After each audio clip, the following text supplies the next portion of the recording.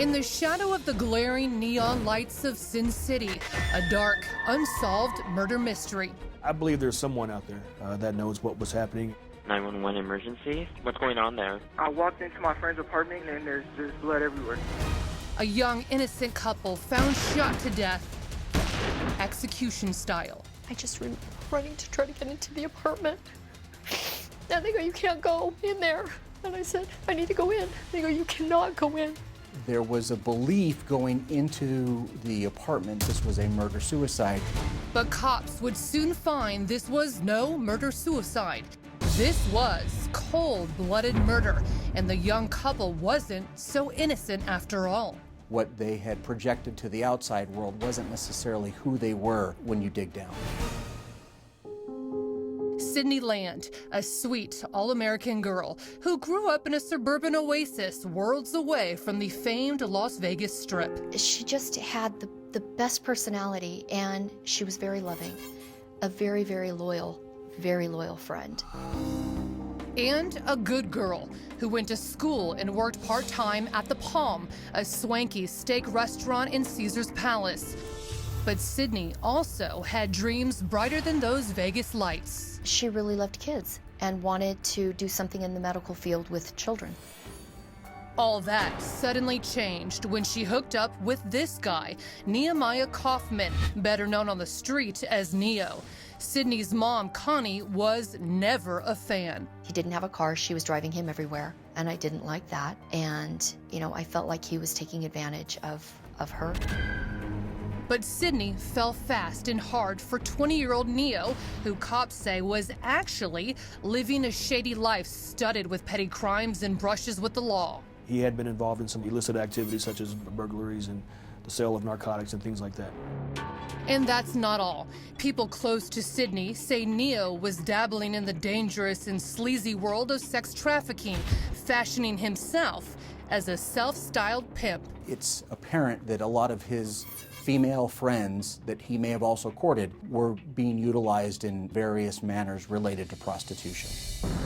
Neo's bad boy influence is slowly drawing Sydney in, but it wasn't hard. There were other friends in her orbit luring Sydney as well. Friends like a girl named Frankie. Frankie was this frumpy, basic, nerdy kind of a girl. And her and Sydney were friends all throughout high school. After graduation, the girls went their separate ways. But when they reconnected, Frankie had made a dramatic transformation. I saw Frankie once or twice, but she was really changing. She lost a ton of weight. Frankie had morphed from homely to haughty practically overnight. She was a very shy, insecure, a little bit chubbier girl, so for her to go from that to this is not normal. This woman knows Frankie, but does not want to show her face. We'll call her Kate. She says there was a reason for Frankie's dramatic transformation. She had become a prostitute. Now hanging out with Frankie and encouraged by her lover Neo, Sydney quickly realized she could make more cash in one night of turning tricks than she could turning tables at the Palm. It was glamorized. It was a dream that was fed to her. Sydney fell into what is known as the lifestyle. Sydney was in love with him, but was Neo, in a sense, her pimp? You know what, that probably could be best described, but they did generally have care and love for one another.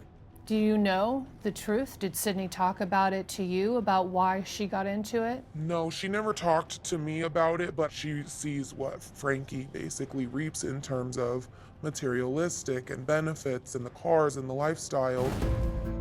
Connie realized Sydney was changing, even slipping away, but why? The concerned mom had no clue about her daughter's dark secrets. I said, "What's going on, Sydney?" And she goes, "I can't tell you, Mom." And I said, "Tell me what's going on." And she goes, "Mom, I can't.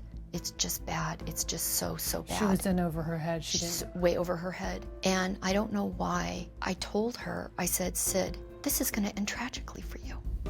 And I don't know why I used those words, because those are words I don't use.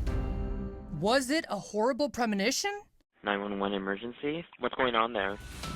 Days later, a frantic call comes into 911 from a neighbor who lived in Sydney's apartment complex.